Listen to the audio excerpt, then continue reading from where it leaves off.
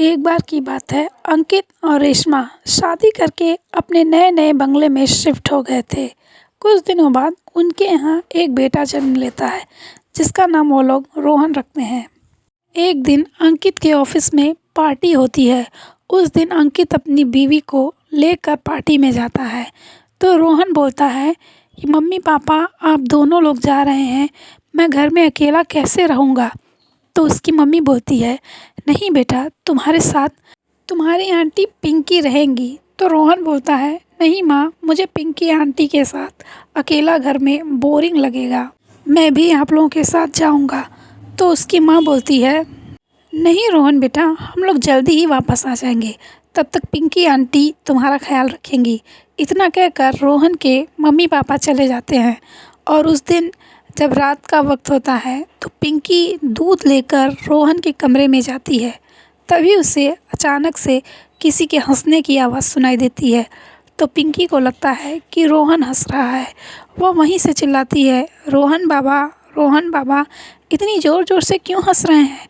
लेकिन कोई वापस आवाज़ नहीं आती। वह दूध लेकर धीरे धीरे रोहन के कमरे में पहुंच जाती है और वहां देखती है कि रोहन बेड पर सोया हुआ था। वह बोलती है, रोहन बाबा, आप मेरे साथ खेल खेल रहे हैं, ये आप ही हंस रहे थे ना ज़ोर ज़ोर से, और अब नाटक करके सो रहे हैं। चलिए उठिए और दूध फिनिश कीजिए जल्दी से। पर रोहन नहीं उठता। वह उसे हिलाकर उठाती है। तब रोहन उठकर बैठता है। तो पिंकी उससे बोलती है, इतनी ज़ोर ज़ोर से क्यों हंस रहे थे आप। तो रोहन बोलता है, नहीं आंटी, मैं तो नहीं हंस रहा था, मैं तो कब से सोया हुआ हूँ। तो पिंकी बोलती है, चलो अच्छा, मजाक करने के लिए मैं ही मिली थी, अब जल्दी से दूध ख़त्म करो और सो जाओ। रोहन दूध पीता है। फिर पिंकी उसे वहीं पर सुलाकर मैट बिछाकर नीचे सो जाती है। आधी रात का वक्त हो जाता है। अचानक से रोहन का बेड कोई उठाने लगता है। हवा में उसका बेड उड़ने लगता है। वह चिल्लाने लगता है। पिंकी भी उठ जाती है। देखकर दोनों डर जाते हैं। जल्दी से वह बेड से नीचे उतारती है रोहन को और उसे लेकर वहाँ से भागने लगती है। अचानक से जैसे ही रोहन घर के बाहर जाता है तो दरवाज़ा बंद हो जाता है। रोहन दरवाजे के बाहर और पिंकी आंटी कमरे में ही रह जाती हैं। अचानक से कोई पिंकी का गला दबाकर मार डालता है और वह मर जाती है। कुछ देर के बाद रोहन के मम्मी पापा आते हैं। वह देखते हैं कि पिंकी के रूम की लाइट जल रही थी। तो रोहन की मम्मी उसे देखने जाती है। देखती है वहाँ पर पिंकी नहीं होती। तो वे दोनों सोचते हैं, लगता है रोहन के कमरे में होगी। वहाँ जाकर वे दोनों देखते हैं तो वहाँ पर उसकी लाश मिलती है। दोनों डर जाते हैं देखकर। वे सब रोहन को ढूंढने लगते हैं। रोहन कहीं दिखाई नहीं देता। रोहन की मम्मी रो रो कर एकदम पागल हो जाती है कि मेरा बेटा कहाँ चला गया।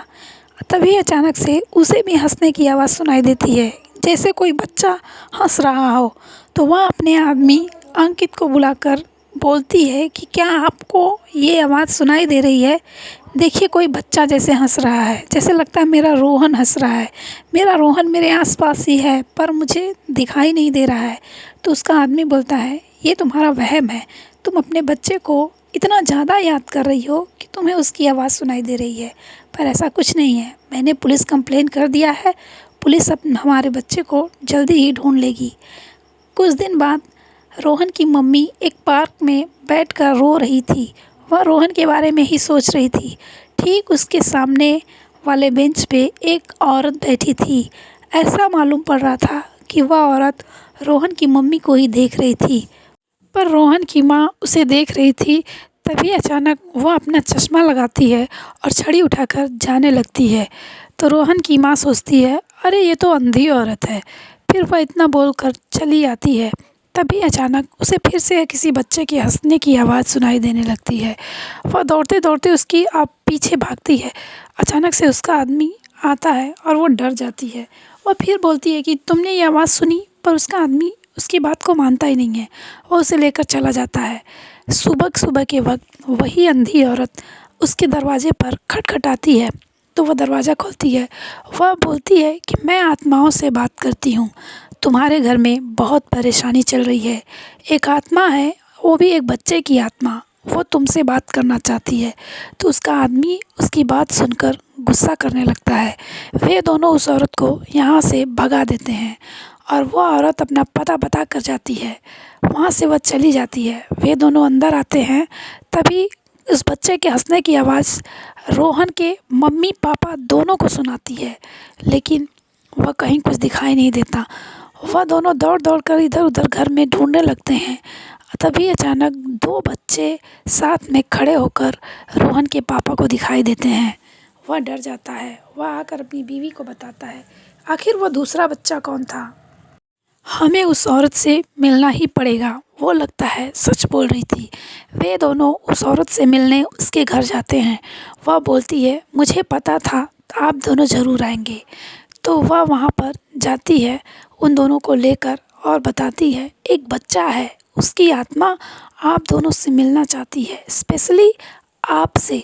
वह रोहन की माँ को बोलती है, वह तुमसे बहुत नाराज़ है। वह इतना ही बोलती है, अचानक से हवा में उड़ने लगती है वह औरत और बोलती है, तुम दोनों यहाँ से भाग जाओ, यहाँ से भाग जाओ। तुम्हारे घर के अंदर स्टोर रूम में तुम्हारा बच्चा कैद है और जल्दी जाओ उसे छुड़ा लो और अपने रूठे हुए बच्चे से माफ़ी मांगो, जल्दी जाओ। वह दोनों चले जाते हैं। घर पहुँचते हैं, अभी गाड़ी में ही होते हैं तो रोहन की माँ बोलती है, मेरा बच्चा सच में मुझसे नाराज़ है, पर मेरा बच्चा रोहन नहीं। मैंने तुमसे एक बात छुपाई है। तुमसे शादी से पहले मेरी एक और शादी हुई थी और एक बच्चा भी था, और वह बच्चा वही है। मैं हर साल उसका बर्थडे मनाती थी और उसकी शांति पूजा करवाती थी। जिस दिन तुम्हारे ऑफिस की पार्टी थी उसी दिन उसका बर्थडे था और मैंने पूजा नहीं करवा पाई, इसलिए लगता है वह मुझसे नाराज़ है।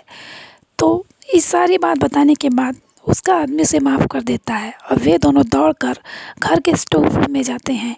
तभी अचानक उसका बच्चा वहाँ सामने आ जाता है। वह अपने बच्चे से माफ़ी मांगती है और सब कुछ सही हो जाता है और रोहन सही सलामत वापस आ जाता है। सब खुशी खुशी रहने लगते हैं। कहानी ख़त्म हो जाती है। अच्छी लगी लाइक, कमेंट और सब्सक्राइब कीजिएगा।